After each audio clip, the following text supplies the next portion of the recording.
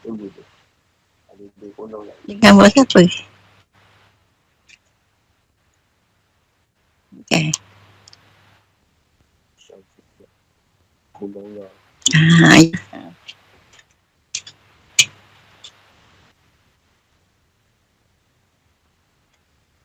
Ada tak ada pun. Hmm? Ada tak ada pun.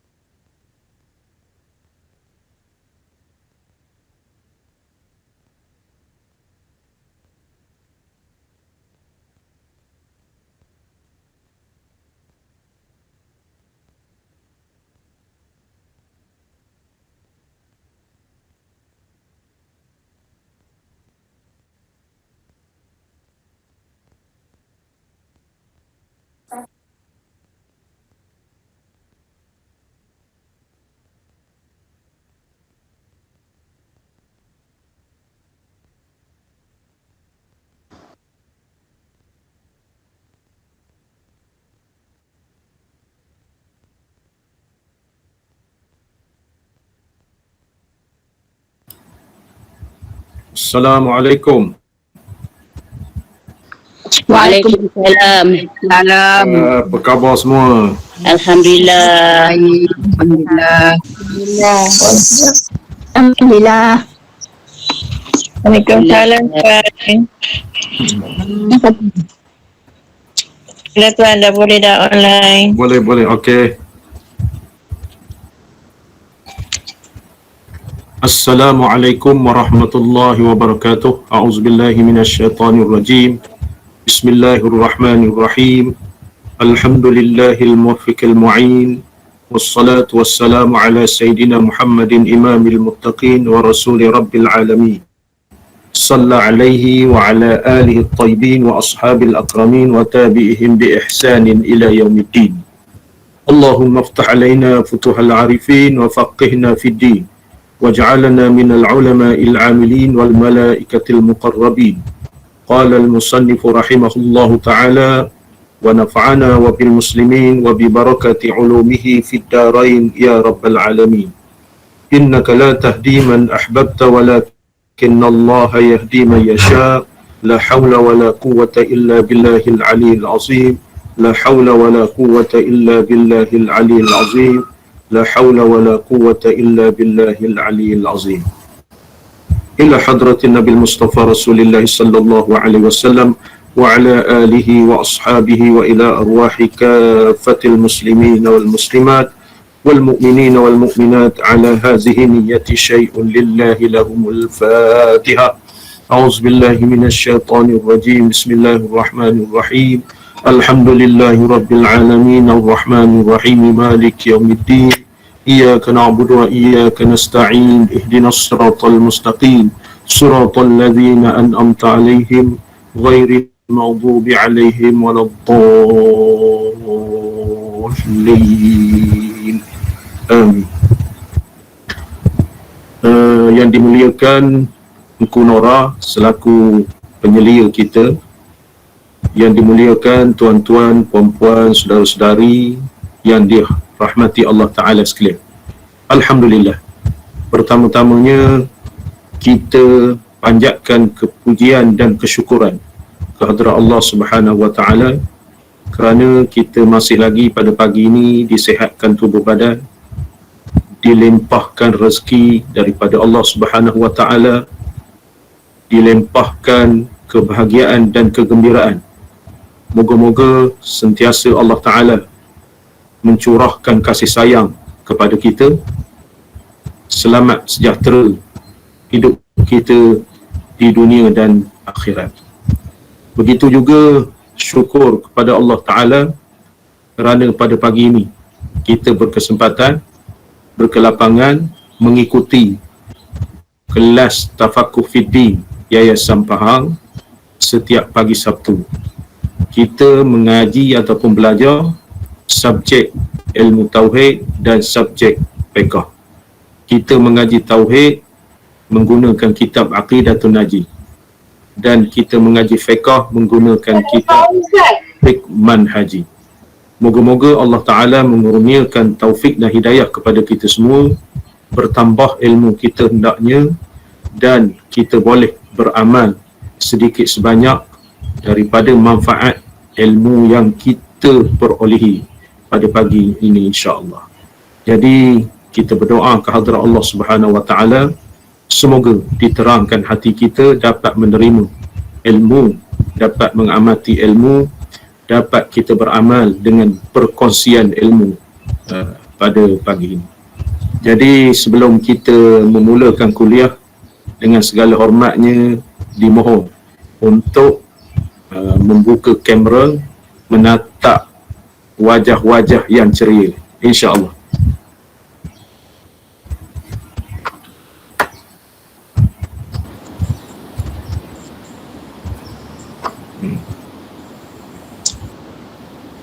Waalaikumsalam Ustaz. Waalaikumsalam warahmatullahi. Apa khabar kita sihat? Alhamdulillah Ustaz ada ya. Alhamdulillah. Waalaikumsalam warahmatullahi. Di mana tu? Dalam kereta on the way balik. Dalam kereta sama. Ya, tak mau tapi tak mau ketinggalan Ustaz. Alhamdulillah. Alhamdulillah. Rugi sangat. Alhamdulillah. Beberapa orang saja yang buka muka ni, buka kamera. Hak lain tu malu agaknya. Tak apalah, malu. Assalamualaikum. Jadi alhamdulillah, waalaikumsalam warahmatullahi. Jadi alhamdulillah kita sambung pengajian kita berkenaan dengan Rasul. Setelah kita mengaji, dah khatam, dah mengaji ataupun pembahasan berkait dengan ilahiyat, berkait dengan ketuhanan, berkait dengan sifat wajib bagi Allah, sifat mustahil bagi Allah, sifat haruh bagi Allah. Begitu juga sifat nafsiyah, salbiyah, ma'ani, ma'nawiyah, sehingga kemuncaknya istighna dan iftiqar. Kita bahaskan juga beberapa perkara yang berkait dengan sam'iyat, perkara-perkara ghaib yang wajib kita imani. Jadi hari ini kita membaca ataupun membahaskan berkenaan perutusan Rasul-Rasul alaihimus salatu wassalam. Kita tahu Rasul ni ada 313 orang yang termaktub di dalam Quran, ada seramai 25 orang. Dan juga diingatkan bahawa Nabi-Nabi ada 124,000. Mereka ini yang terpilih, yang dipilih oleh Allah Subhanahu Wa Ta'ala, memang orang-orang yang hebat. Rasul dan juga Nabi ini seperti mana kita katakan pada minggu lepas, mereka ini terdiri daripada orang yang dipilih oleh Allah Ta'ala sebab nak membawa syariat ataupun nak membawa ajaran syariat Islam, syariat Allah Subhanahu Wa Ta'ala, nak menjamin kehidupan manusia ni di dunia dan di akhirat. Jadi oleh kerana itu kita baca kitab Aqidatun Najim muka surat Jawinya 115. Muka surat 115 kitab Jawinya, manakala kitab Ruminya muka surat 303. 303 Jawi 115. Jadi tuan-tuan yang ada kitab tu, sama ada hak Jawi ataupun hak Rumi, bolehlah buka yang Jawinya muka surat 115, yang Ruminya muka surat 303. Jadi kalau siapa yang tidak ada kitab, mendengar saja tu, apa yang perlu dibuat ialah kita mengamati dan juga mencatat supaya kita ni ataupun menulis supaya isi-isi kandungan yang kita bahaskan tidak terlupa, insya-Allah. Bismillahirrahmanirrahim. Qala al-musannifu rahimahullahu ta'ala.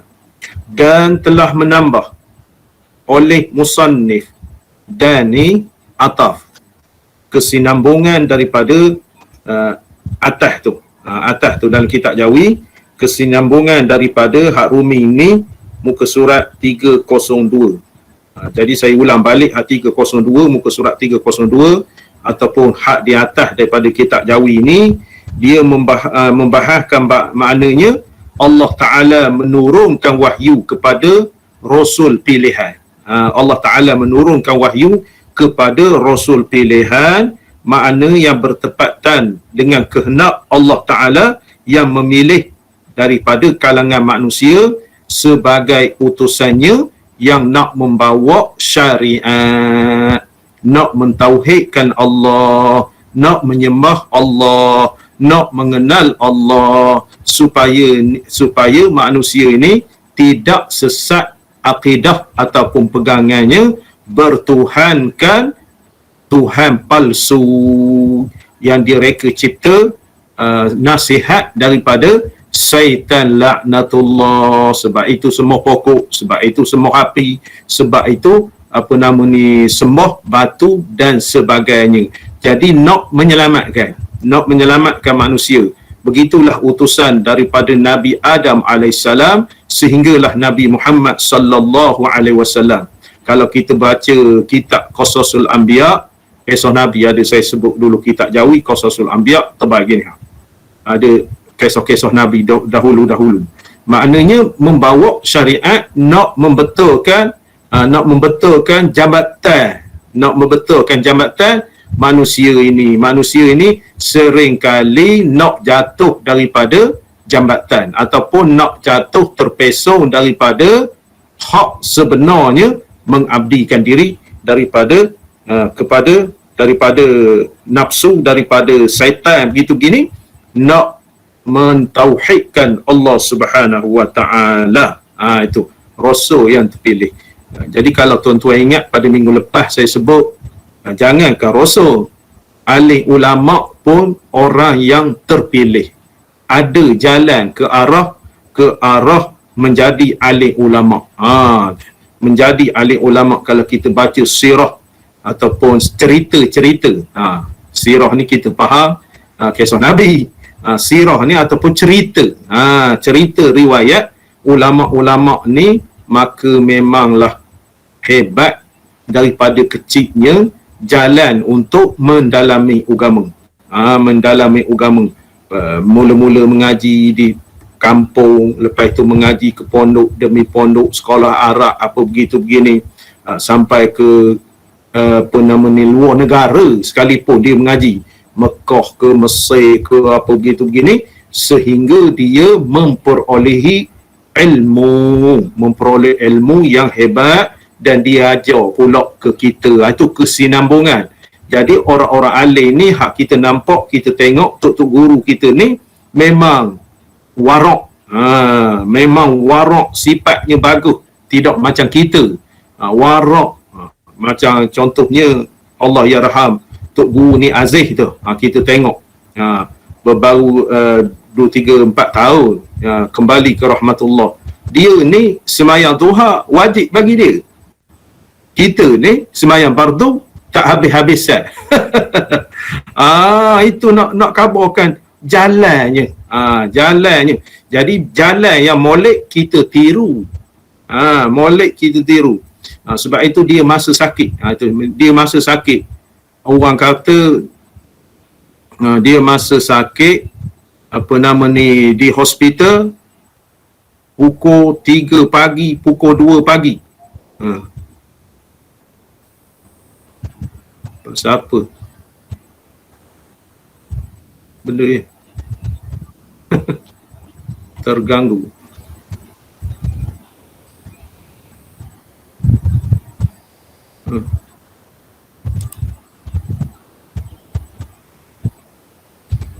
Benda masuk WhatsApp ni. Ada masuk WhatsApp? Siapa tu?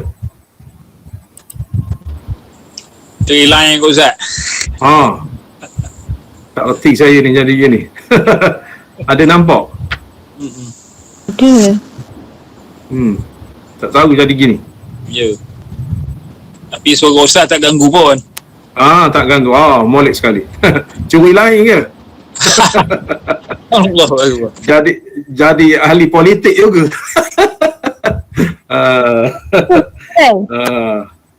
Okey. Elok semula. Elok semula. Alhamdulillah. Makna balik ke cerita tu tadi, makna orang ulama ni, alim ulama terpilih. Tok Guru ni Aziz tu kata ceritanya masa dia sakit, dia koma tak sedar. Apabila pukul 3, pukul 2.30, pukul 4 pagi, dia ada respon. Ada respon. Lepas tu orang menambah pula, Tok Guru ni Aziz ni pukul 3 pagi bangun. Lepas bangun baris pula, itu tembera je. Yang sebenar dia tu tak sedar, tetapi doktor menyatakan bahawa apabila pukul 3 pagi, pukul 3.30 dia ada respon. Bermakna dia sentiasa sembahyang tahajud dan qiyamul lail. Itu respon. Begitu juga dia ni setiap kali sembahyang 5 waktu, masuk waktu walaupun dia tak sedar.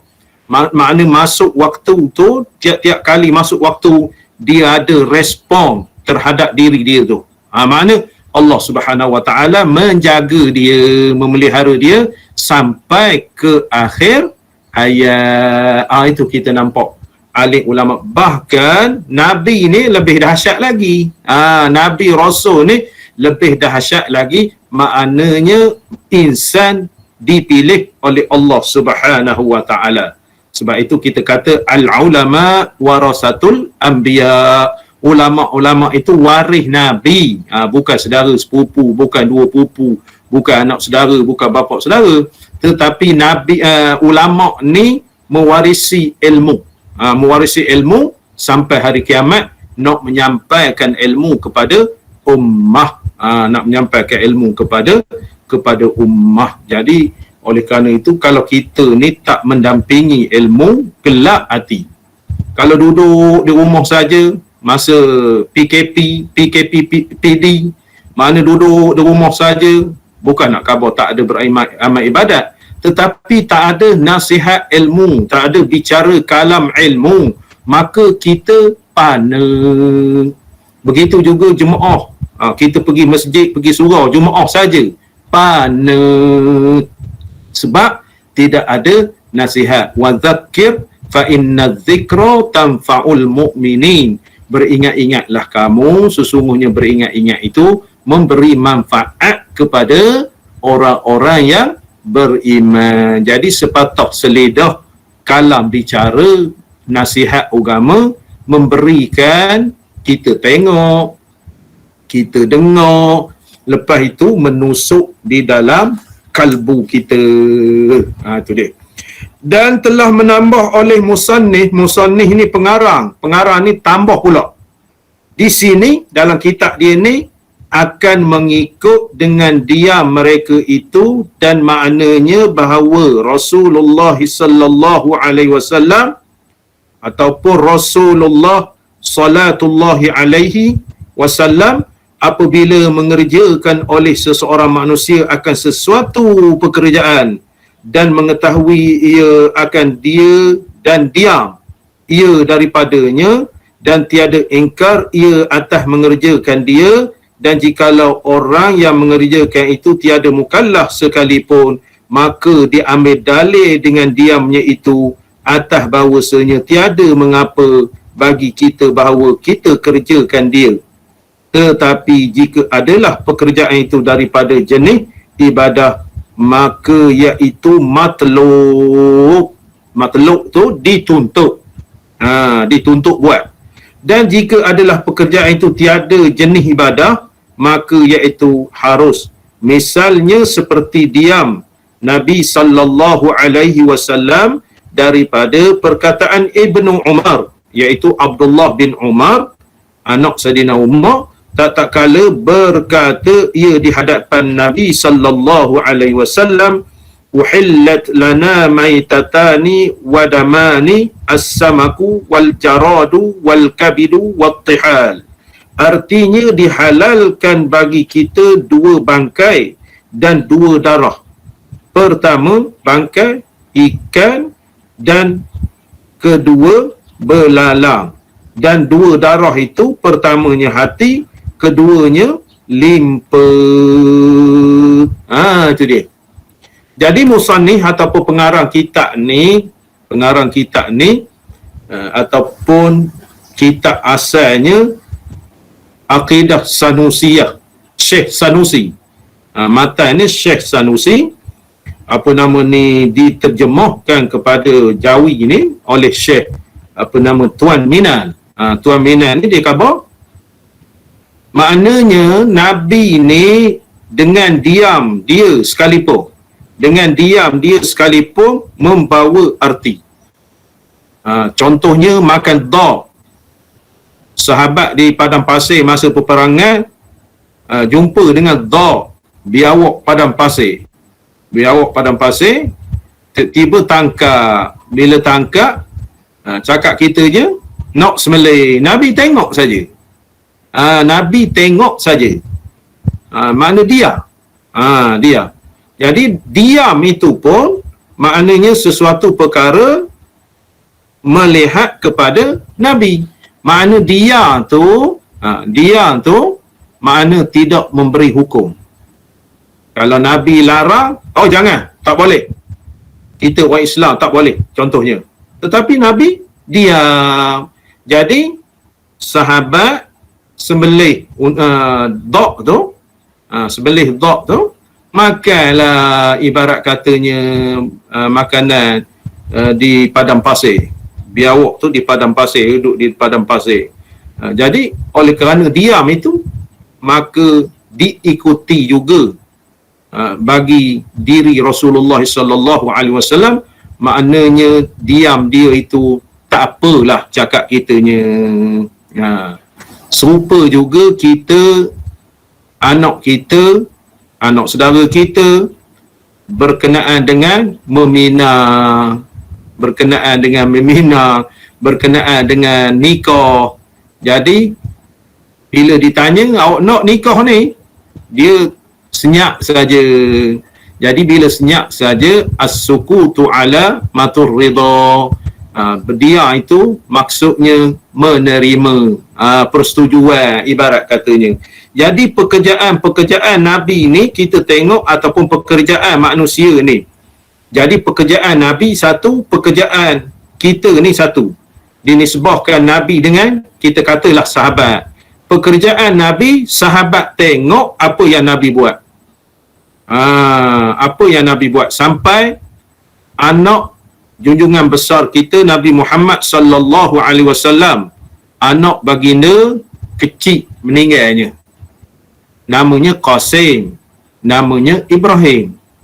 Jadi makna Rasulullah mengalirkan air mata kewafatan anak dia tu, anak ni masa kecil. Jadi sahabat tengok pekerjaan Nabi ni. Sahabat tengok, ya Rasulullah, maknanya menangis ni adakah sunnah engkau? Makna kami nak ikut, kalau bab-bab mati ni kami nak menangis. Nabi khabar, maknanya aku ni manusia, aku sedih kewafatan anak aku. Bermakna sahabat tengok situ, kita sebagai manusia, kita mengalirkan air mata ketika hilangnya seseorang yang kita kasihi, makna tak bercanggah. Menangis mak ayah apa begitu begini, tak bercanggah, menangis, mengalirkan air mata, menangis. Dan ditegah oleh Nabi sekiranya merau-rau. Itu ada Nabi menegah. Menegah maknanya merau-rau, tapi menangis Nabi tak tegah. Nabi sendiri anak dia wafat, mengalirkan air mata. Itu pekerjaan Nabi. Lain lagi pekerjaan Nabi, contoh lain beribadat apa begitu begini, teknik peperangan, teknik pemuasyaratan, teknik berbincang apa begitu begini, teknik menghukum mahakim apa begitu gini. Maknanya tiap aspek pekerjaan Nabi, sahabat melihatnya. Dia ada kategori perilaku manusia pada diri Nabi itu, ataupun perilaku dia seorang Nabi nak mengabarkan hukum yang berkaitan ataupun nak mengabarkan syariat yang disyariatkan kepada sahabat dan seterusnya kepada kita. Itu pekerjaan Nabi. Jadi tu tadi Nabi tak mau makan. Sahabat ni arak ni biasa syurbah. Biasanya dia buat sup. Itu arak tu. Biasa buat sup. Arak ni makan-makan sup. Tak ada gula lemak, gula masam tempoyak, masuk kicap. Kicap-kicap ni tak ada lagi masa itu. Nyo, gula lemak, nyo, kurma, apa gitu tak ada. Dia biasanya syurbah dipanggil, syurbah, sup. Jadi sahabat ni potong-potong apa gitu gini. Makan. Dia sahabat zaman Arab ni, satu sup, yang keduanya bakar, panggang. Itulah makanannya. Makanannya. Sebab itu seekor ayam tu ngadak habis harap tu. Pirah. Masa di Mesir dulu. Budak-budak. Seekor ayam habis. Sebabnya bukan gulai. Dia ayam tu. Ayam kita sini ayam golek. Ayam golek tu memanglah meratah pun sedap. Tapi seekor ayam cuba kita buat gulai. Maknanya seekor ayam buat gulai sebelanga lah. Seperiuk. Mampu tak habis, melainkan Musa je habis. Maknanya kita. Tapi tuan-tuan tak percaya, ayam golek tu, ayam bakar tu, kita meratah saja. Saya ingat mula-mula kahwin dengan orang rumah, masa itu nak balik ke Terengganu bulan Ramadan. Balik ke Terengganu, masa itu anak tak ada lagi. Balik ke Terengganu bulan Ramadan, tiba-tiba dekat Kemaman, atas sikit pada Kemaman, kampung Durian Mentangau, kalau tak silap saya. Kemaman, Durian Mentangau. Durian Mentangau lepas daripada Pulau Serai. Terengganu ni ada Pulau Serai juga. Lepas itu kita ni khabar baik kita beli ayam. Beli ayam. Kalau nak makan-makan ni payah beli ayam. Air bawa dah. Air TO bawa daripada rumah, letak dalam pelas. Bersiap lah nak balik kampung Terengganu. Lepas itu belilah ayam di Durian Mentangau. Tu ada dia jual ayam tu tepi jalan. Beli nak khabarkan, mana sebelum sampai ke Kuala Terengganu, sambil berjalan makan, berbuka puasa. Muka puasa ni minum air, kurma bawa bekal juga. Kurma sebiji, saya sebiji, orang rumah sebiji. Lepas tu maknanya nak cepat sampai, terus jalan tak berhenti. Terus jalan tak berhenti. Nak khabarkan ayam seekor tu habis kami berdua. Ayam lapar pula bulan puasa. Nak khabarkan ayam bakar. Tapi kalau berdua ayam gulai seekor, itu saya khabar tadi, Musa je yang habisnya. Musa je yang habis. Jadi arak ni bakar, kambing bakar, seekor kambing berempat jalan. Main bakar. Memang sedap sungguh lah. Lepas itu ayam bakar juga. Makna seekor ayam tu main-main je kalau bakar ni. Jadi syurbah, lagi satu syurbah. So jadi sahabat beritahu Nabi, ya Rasulullah, dah masak dah, silakan makan. Rasulullah mengabarkan dia ngiling kepala, tak nak. Rasulullah tak makan dok itu. Jadi bukan dia mengabarkan haram, pekerjaan Nabi. Kita beza pekerjaan Nabi. Satu. Yang kedua, pekerjaan ketika itu pekerjaan sahabat buat. Sahabat buat. Contohnya di dalam peperangan, strategi peperangan. Maka dalam mesyuarat itu begini, sahabat mencadangkan, Nabi khabar, kita ni ataupun manusia ni lebih tahu daripada urusan dia. Urusan kita ni Nabi tak spesifikkan. Urusan keluarga, urusan anak penak, urusan pentadbiran, Nabi tak spesifikkan ataupun Nabi tak khabar. Sebab itu ada hikmah dia. Zaman kita ni berubah. Zaman kita ni berubah. Majlis ilmu Nabi tak khabar, dia umum saja majlis ilmu. Jadi nak khabarkan, kalau majlis ilmu biasanya di masjid. Biasa di masjid.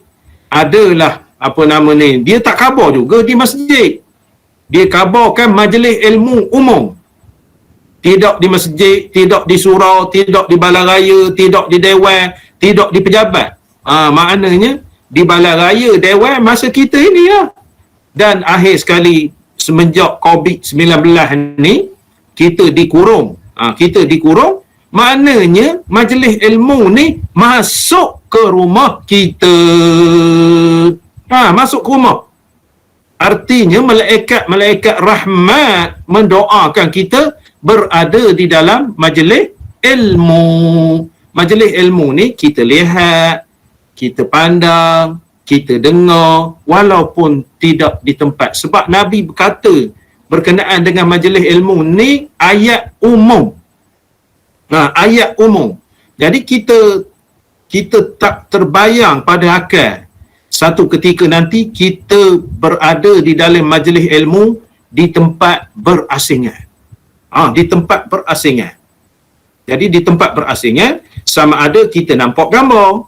Maknanya majlis ilmu tu dapat gambar. Sama ada kita gambar tak ada, kita dengar saja macam tuan-tuan ni. Gambar tak ada, dengar saja. Dengar saja saya bercakap. Itu majlis.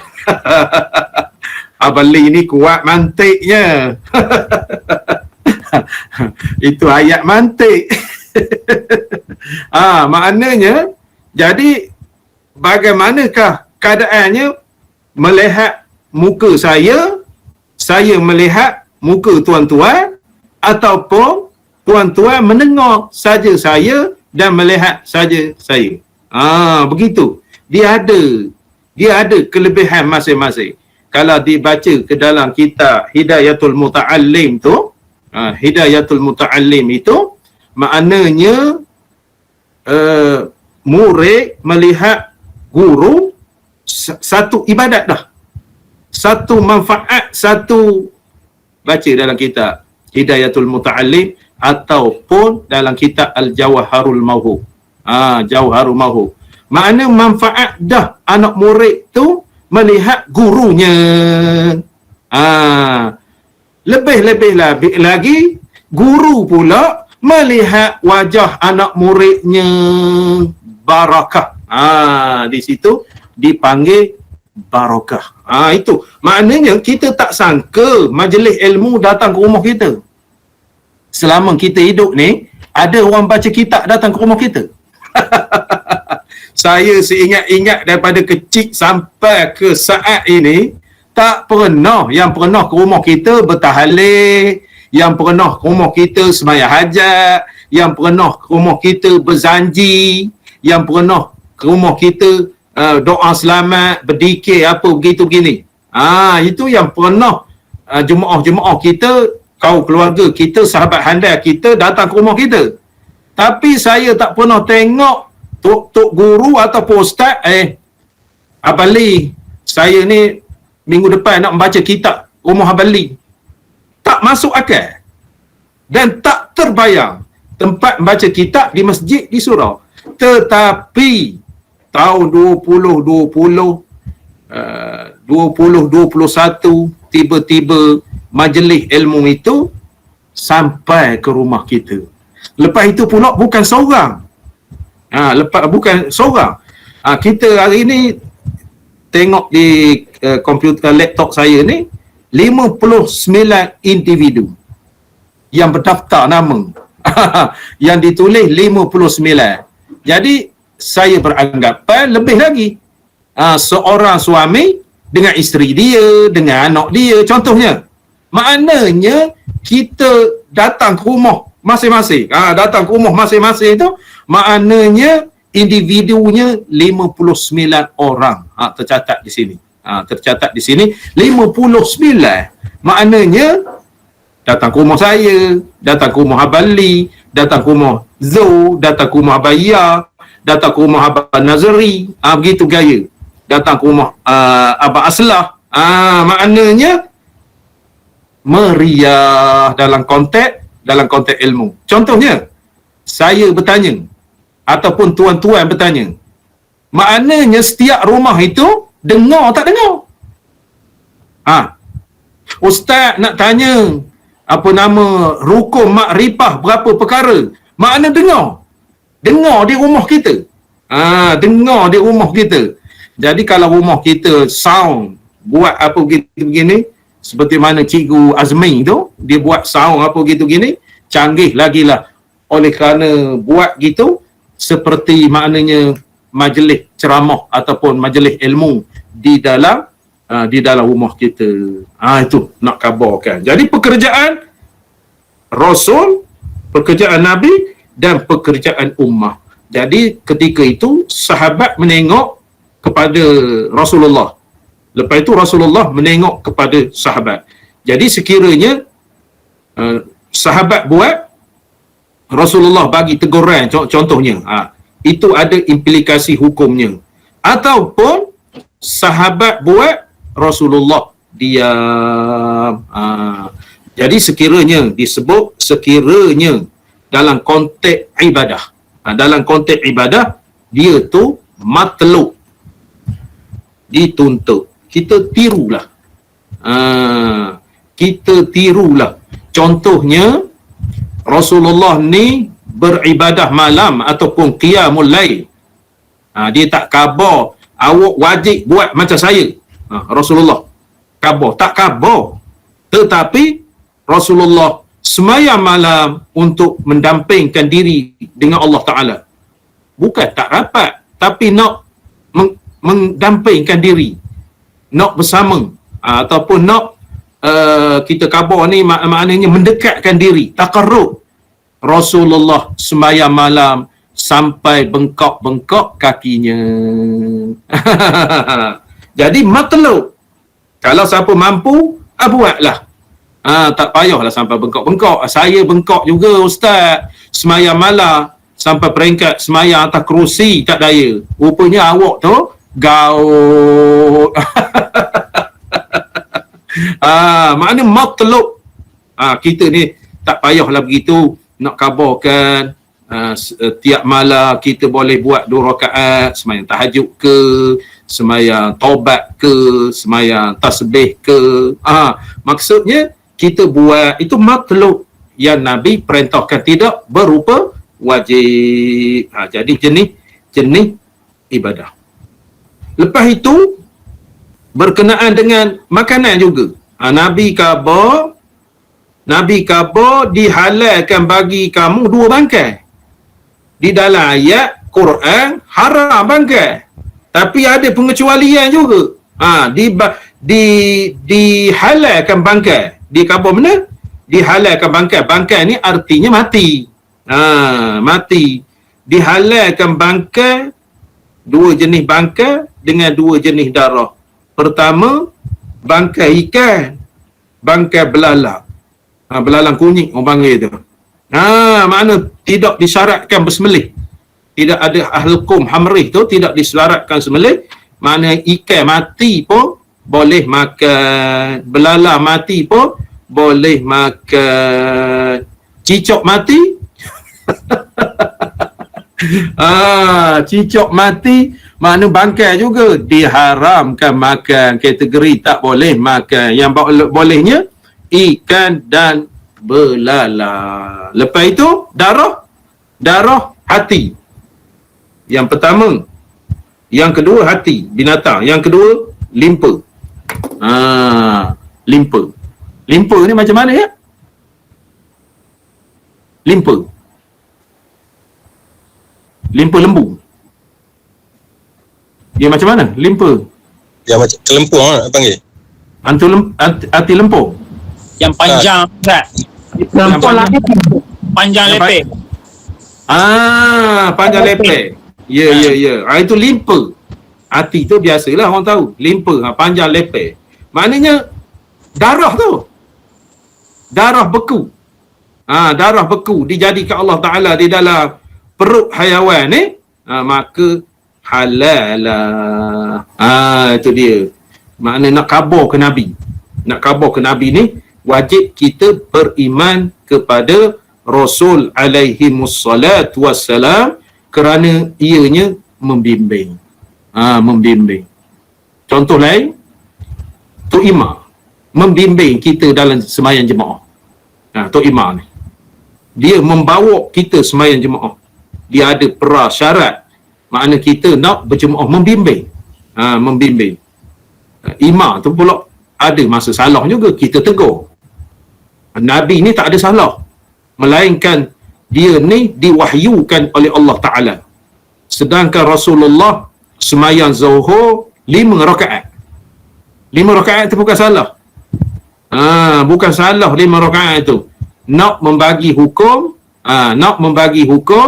maknanya keadaan kita terlebih rakaat. Nak membagi hukum berkenaan dengan sujud sahawi. Itu hukum. Itu dia keadaan hukum. Jadi kita tengok batang tubuh Nabi. Di akhir zaman ni, kita tengok batang tubuh ulama. Ulama. Jadi sekarang ni nak pandang-pandang ulama tak berapa ada dah. Tak berapa ada dah. Melainkan hak kita mengaji sikit-sikit. Di kampung-kampung, istilah Tok Lebah tak ada. Tak ada. Kampung saya tu 7-8 Tok Lebah dulu. 7-8. Saya kecil-kecil ingat. 7-8 Tok Lebah habis dah. Adalah sikit-sikit ustaz. Ada sikit-sikit ustaz. Jadi tidak sepenuhnya. Ustaz banyak tak tahu daripada tahu. Banyak tak tahu daripada tahu. Kalau dia tidak mengaji betul-betul, tidak mendalami betul-betul, orang tua-tua kata tak berkitab, tak belajar apa begitu begini, sampai kepada peringkat perkara kita katakan perkara kecil, nak menjadi imam sembahyang jenazah pun tak berapa lepas. Sebabnya amali dia tu tak ada. Dan belajar secara khusus dia tak ada. Belajar di sekolah. Zaman saya dulu sekolah tingkatan 2 ada betul belajar bab mayat ni. Ma yalzamu fil mayyiti. Yalzamu fil mayyiti arba'atu asya. Saya ingat lagi Ustazah Qamariyah. Ustazah Qamariyah yang mengajar, Qamariyah Mahmud. Qamariyah dia ni pencen di Al-Atas. Isteri suami dia tu arwah Ustaz Baharuddin Sulaiman, pengetua Al-Ihsan. Ustaz dan ustazah saya. Dia suami isteri. Dia lah mengajar berkenaan dengan mayat ni. Pesa tu ma yalzamu fil mayyiti yalzamu fil mayyiti arba'atu asya ghusluhu wa takfinuhu wassalatu alaihi wa dafnuhu. Apa yang wajib bagi mayat? Wajib bagi mayat itu 4 perkara. Dimandikan, dikafankan, disemayangkan, dikebumikan. Itu. Sekiranya dia belajar dalam sekolah masa saya dulu, tapi masa ini saya tengok buku-buku anak-anak saya tak ada dah bab kenaan dengan jenazah. Silibus lama dulu. Jadi kalau sekiranya kita tidak mendalami perkara-perkara itu, akhir sekali adalah koyok raboknya kata. Maknanya kadang-kadang boleh menjadi imam, kamat tak reti pula. Kadang-kadang boleh menjadi imam, bedal aja kepala ke kanan, kepala ke kiri. Bedal. Yang penting dia jadi imam. Dia tak tengok dah kepala ke kanan, kepala ke kiri, mayat laki-laki, mayat perempuan. Kadang-kadang dia boleh menjadi imam. Boleh menjadi imam. Doa pula tak lepas. Al-Fatihah. Al-Fatihah saja. Kalau orang mengaji betul, ila hadratin Nabil Mustafa Rasulullah sallallahu alaihi wasallam, ila ruh al-marhum. Ila ruh al-marhumah. Kalau orang mengaji tu, Al-Fatihah. Wirid semayang mayat ni, kul huwallah macam tahlil. Sampai wa ilahukum. Lepas itu, baca doa. Tolak ke imam pula baca doa. Tak komplit. Jadi, tok lebay, habis dah. Begitu juga hak sekolah-sekolah Arab ni. Hak sekolah Arab yang tua-tua ni habis dah. Habis dah. Penyudahnya kita pula jadi orang tua. Jadi pakar rujuk dia tak ada. Maknanya hak boleh sikit-sikit. Boleh sikit-sikit hak pelik-pelik ni tak reti dah. Nak bawa Yasin pun tak reti dah kalau tak mengaji. Baik dalam buku Yasin sajalah purupra Yasin 41 kali, ataupun orang tua-tua tok guru panggil dulu Yasin tunggal. Yasin tunggal. Yasin 7 mubin, Yasin salamun qaulan tu berapa kali, Yasin tu 7 kali. Yasin tunggal orang kata tu. Yasin tunggal yang diamalkan oleh ulama. Diamalkan oleh ulama. Bukan saja-saja dalam kitab ada betul tu. Dalam kitab Pati Rahsil. Nama kitab membawa Yasin tu, Yasin tunggal orang tua-tua khabar, tok guru khabar tu, dalam kitab Pati Rahsil. Boleh tengok dalam kitab Pati Rahsil. Dalam kitab tu kisah kelebihan ayat Quran. Di samping itu dia kisah membawa Yasin Pati Rahsil namanya. Kitab tebal gini. Mana ada setebal ni, setebal Aqidatul Naji kita ni. Mana tebal kitab Jawi Pati Rahsil. Dalam itulah Yasin 7 kali kena baca Yasin. Itu dia ada maksud-maksudnya. Jadi sekarang ni tak erti dah. Tak erti dah. Begitu juga membawa Yasin 41 kali tu. Di dalam kitab ada dalam kitab senjata sulit. Saya sebut baru ni senjata sulit. Lepas itu dalam kitab senjata Tok Haji dan Tok Lebat, karangan Syekh Al-Mandili, Syekh Abdul Muttalib Al-Mandili. Syekh Abdul Muttalib Al-Mandili. Senjata Tok Haji dan Tok Lebat. Banyak perkara-perkara doa dan sebagainya di dalam kitab itu. Syekh Abdul Muttalib Al-Mandili ni banyak dia mengarang kitab-kitabnya. Penawar bagi hati. Kitab Penawar bagi hati dia mengarang. Kitab Senjata Tok Haji Tok Lebat dia mengarang. Lepas itu kitab Kunci Syurga dia mengarang. Perisai Sekalian Mukallaf dia mengarang. Syekh Abdul Muttalib pula. Syekh Abdul Qadir Al-Mandili. Silap. Syekh Abdul Qadir. Saya ada belaka tu kitab tu. Anak Kunci Syurga. Anak Kunci Syurga tu kisah pekoh-pekoh ni. Perisai Sekalian Mukallaf tu kisah ilmu tauhid. Penawar bagi hati tu tasawuf. Senjata Tok Haji Tok Lebat tu wirid doa. Itu maknanya ulama di dalam kitab tu, ulama dulu pakai belaka. Pakai belaka buat. Sekarang ni tak ada, melainkan tuan-tuan ni lah habis mengaji 4-5-6 tahun, mengaji 4-5-6 tahun dah ni. Kita ni mengaji sedar tak sedar. Daripada 2015 sampai 2020, tak tahulah bila habisnya. Sepanjang masa kot dia mengajinya sampai habis tahu. Tak tahulah bila kita ni penyudahnya. Mengaji 5-6 tahun dah kita mengaji ni. Tukar kitab, apa nama baca kitab, apa nama Faridah berkenaan dengan tauhid ni, baca kitab apa nama ni Faridah satu, berkenaan dengan mana akidah apa dah, buku tebal tu. Lepas tu sekarang ni berkait dengan aqidatun naji, makna 3 konsep akidah ataupun ilmu usuluddin. Mantap lah juga. Mantap, bukan mantap juga, mantap semantap-mantapnya. Berkenaan dengan akidah tu, makna kita nampak puak-puak 4-15 puak apa nama pahaman akidah tu. 4-15 puak seperti mana yang di dalam kitab Tuhfatur Raghibin tu.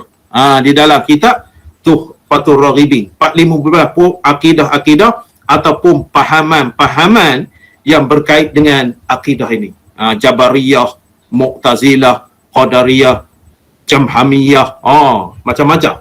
2, 3, 14. Itu dia.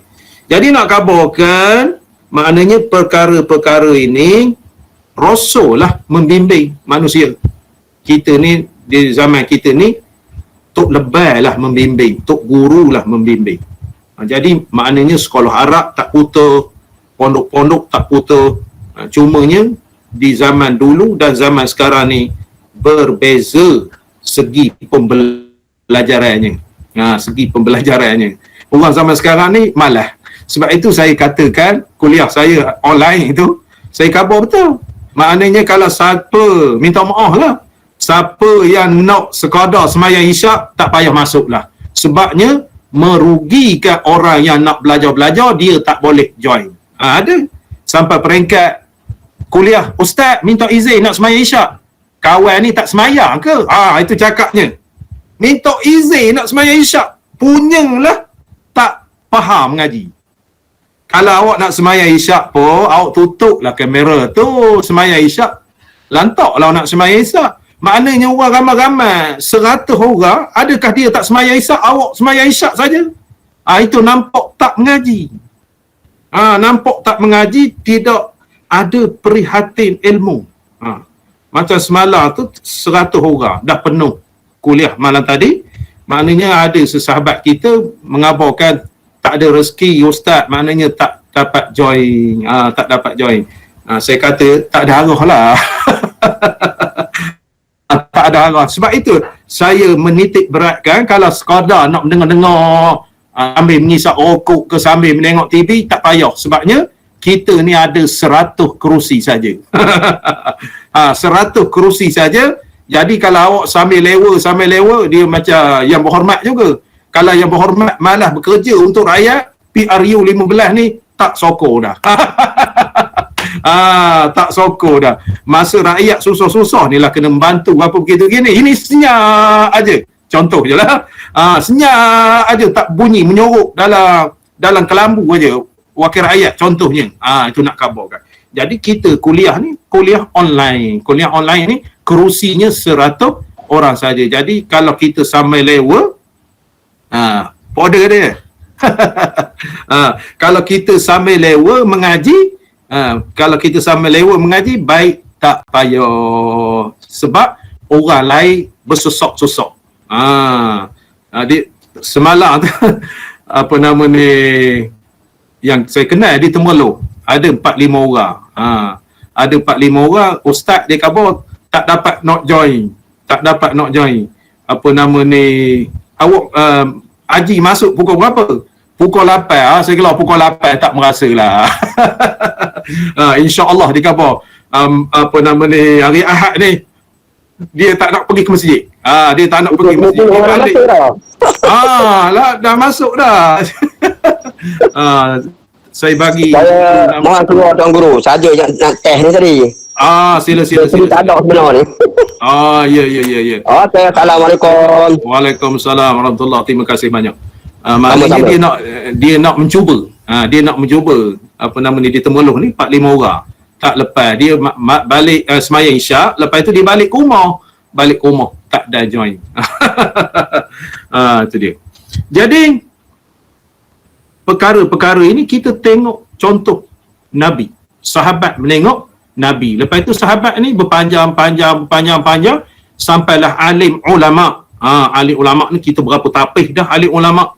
Alim ulama besar-besar kita di Patani, di Malaysia ni, tanah Melayu ni, berapa tapih dah ulama-ulama yang mengaji Mekah, mengaji Mesir, apa gitu gini, dia menyampaikan ilmu kepada kita melalui kitab-kitabnya. Kitab Aqidatul Naji ni, Tuan Minal, maknanya menceritakan berkenaan dengan akidah Ahlussunnah wal Jamaah. Akidah yang sahih yang daripada Rasulullah sallallahu alaihi wasallam. Berpanjang. Itulah kita merujuk kitab dia ni sampai hari ini kita baca. Mudah-mudahan Allah Ta'ala memberi saham kepada syekh kita ni ataupun ulama yang mengarang kitab Tuan Minal ini, ataupun Syekh Al-Allamah Syekh Zainul Abidin bin Muhammad Al-Fatani, ataupun dikenali dengan Tuan Minal, mencurah rahmat Allah Ta'ala hasil daripada kita mengaji sekarang ni. Kita mengaji kitab dia ni. Seterusnya, dan padahal tiada Nabi menetapkan ia atas tersalah, dan jika terkeluar tersalah daripada yang lain daripada mukallaf sekalipun, kerana bahawasanya dia atas itu Nabi dia senyap je. Dan jika tiada berdosa ia dengan sekalipun memberi waham ia akan orang yang jahil, ia akan hukum, dan demikian akan harusnya. Bahkan jikalau keluar dan dengan demikian itu daripada kafir yang diketahui akan inatnya, kedegilannya bagi Nabi, nescaya tiadalah diam Nabi itu menunjukkan atas harusnya. Maknanya dia Nabi tu senyap. Maknanya kalau sekiranya bersalah, Nabi akan khabar selalu. Sama seperti kita, contohnya sembahyang jemaah. Jemaah lebih rakaat, imam lebih rakaat, kita khabar subhanallah.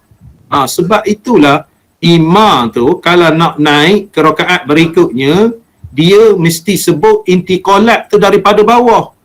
Tiba-tiba awak bangkit dulu, Allahu Akbar, dah berdiri. Sebenarnya sembahyang isyak bahal 5 rakaat. Itu kejahilan awak. Kejahilan awak. Tiba-tiba intiqalat tu tak bunyi, terus bangkit. Bila bangkit, faham saya, kalau imam begitu, dia bangkit rakaat yang kelima dengan tidak menyebut intiqalat daripada bawah, saya mubarakah. Maknanya kesilapan awak.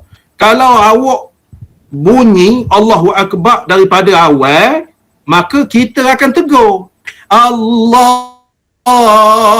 Nak bangun, kita khabar subhanallah. Kalau tak erti bahasa juga, kita bertindak sebagai imam. Jadi awak senyap bangun, dah berdiri tegak, qiyam, Allahu Akbar.